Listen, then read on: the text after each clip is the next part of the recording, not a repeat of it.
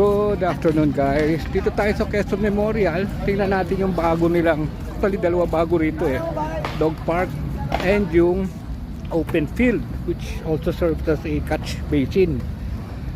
Ganitong skate park. So, tingnan natin. 5 o'clock daw, sarado na. So guys, as you can see, may pathway. Ito yung open field. Ganda. Ayan. Ayan, may bridge dito. Gumawa sila ng parang catch basin dyan. Ayan. Actually 1,600 square meters ata itong open field na to. Ayan, ganda Ayan. So maganda itong ginagawa ni Mayor. Approved. Ito, part 2 ng open field. Meron parang amphitheater. Ayan, pwede kayo magkaroon dito ng gathering. Kumpleto po siya with pathway. Part 2 po ito Ayan. So pag gumulan, ito, ayan, kukuha siya ng mag-iimpakan ng tubig. So kita nyo naman yung CR Ganda, di ba? So yan. So guys, maganda tong ginagawa ng Quezon City Government dito sa Quezon Memorial. Matagal nang naging kumbaga patay no?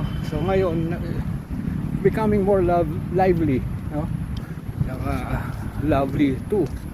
So ngayon is Sunday, family day. Ay mabu. So guys, next on our list is Quezon Memorial Circle Dog Park. May aso kayo, may alaga kayo, dalhin nyo rito. Ito siya So hindi pa siya fully opened at tinaayos pa. So in the future, dito entrance niya. Ayan, mag-enjoy aso nyo dyan. May mga tunnels, may bridge. Ayan. So Quezon City, very good.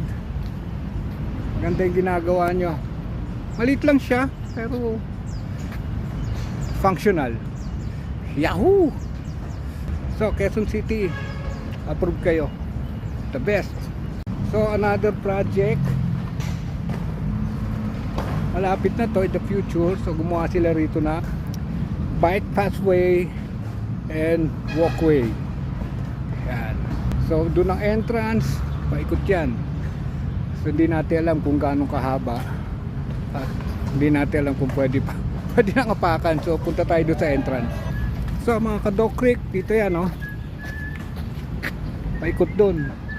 Katabi siya ng tennis court and skate park.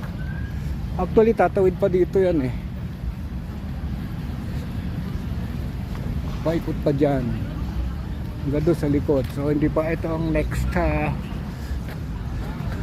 project na kailangan tapusin nila. So dito lang yan if you're going here sa Philcoa, tapat ng Philcoa entrance exit.